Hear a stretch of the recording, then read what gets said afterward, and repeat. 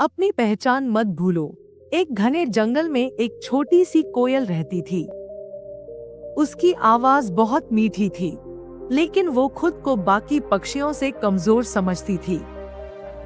जंगल के मोर अपनी खूबसूरती पर इतराते, तोते अपनी नकल उतारने की कला से सबको प्रभावित करते और बाज अपनी ऊंची उड़ान से सबका ध्यान खींचता। कोयल को लगता कि उसमें कुछ खास नहीं है। एक दिन कोयल ने सोचा, मुझे भी कुछ अलग करना चाहिए ताकि सब मुझे भी पसंद करें। उसने तोते की तरह बोलने की कोशिश की, लेकिन उसकी आवाज उतनी साफ नहीं आई। फिर उसने मोर की तरह नाचने की कोशिश की, लेकिन वो अच्छी तरह से नाच नहीं सकी। वो बहुत निराश हो गई और सोचने लगी, शायद मैं कभी किसी के लिए खास नहीं बन सकती।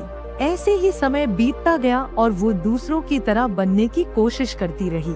एक दिन उसका एक दोस्त कबूतर उससे मिलने आया और बोला, तुम क्यों इतनी उदास हो? कोयल ने कहा, मैं मोर जितनी सुंदर नहीं हूँ, तोते जितनी नकल नहीं कर सकती और न ही बाज की तरह ऊंचा उड़ सकती हूँ। मैं दूसरों की तरह बनना चाहती हूँ, लेकिन मैं असफल हो रही हूँ। कबूतर मुस्कुराया और बोला, क्या तुमने कभी अपनी खुद की आवाज सुनी है? तुम्हारी मिठास से पूरा जंगल खुश हो जाता है। हर किसी की अपनी एक खासियत होती है। अगर मछली उड़ने की कोशिश करे या हाथी पेड़ पर चढ़ने की, तो क्या होगा? असली खूबसूरती अपनी पहचान में है, दूसरों की नकल करने में नहीं। कोयल को अपनी पहचान मिली। कबूतर की बात सुनकर कोयल ने पहली बार अपनी असली पहचान को समझा। उसने बिना संकोच अपनी मधुर आवाज में गाना शुरू किया।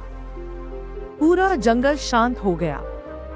उसकी आवाज सुनकर मोर नाचने लगे, तोते चुप हो गए और बाज तक रुककर उसकी मीठी आवाज सुनने लगा। अब कोयल को समझ आ गया कि उसकी पहचान उसकी आवाज में है और वो सबसे अलग और खास है। तो दोस्तों, हमें इस कहानी से सीखना चाहिए कि हर किसी में कोई ना कोई अनोखी खूबी होती है, बस उस खूबी को पहचानने की जरूरत है। और जब हम अपनी असली पहचान को अपनाते हैं, तभी हम सबसे खास